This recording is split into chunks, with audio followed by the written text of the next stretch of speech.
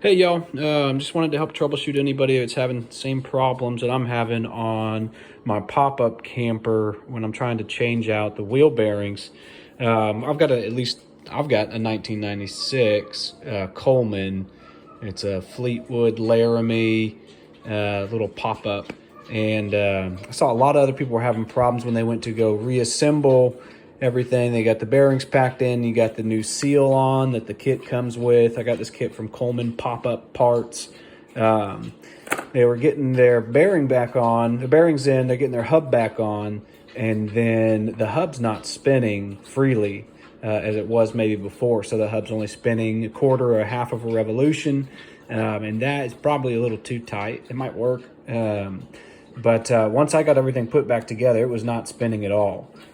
So what the problem was the old seal. You can see these orange ones are the old grease seal that was on the axle or inside the hub.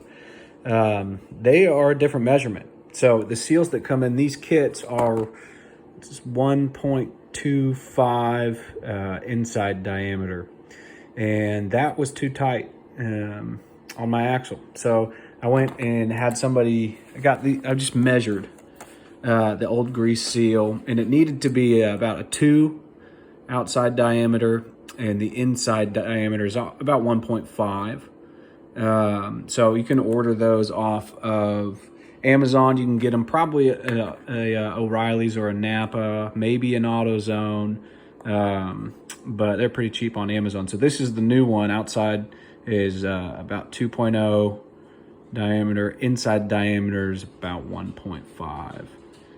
So that is what is going to work to go back on there. I've already done the other side. It spins perfectly. Once you get everything put back together, it's the right measurement. So if you're having trouble, once you put your hub back on, figuring out how freely it's supposed to spin, you might want to go and check out which seals were included, what kind of seals you're using. If you got new seals, if you're reusing your old seals, it should be fine, but I recommend getting new seals every time you do it because you're already in there.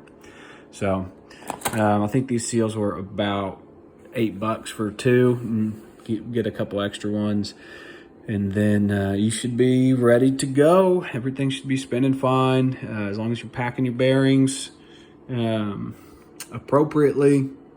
And then of course, once you get bearings put in, don't forget to put the little washer on before you put your castle nut on. So it goes bearing,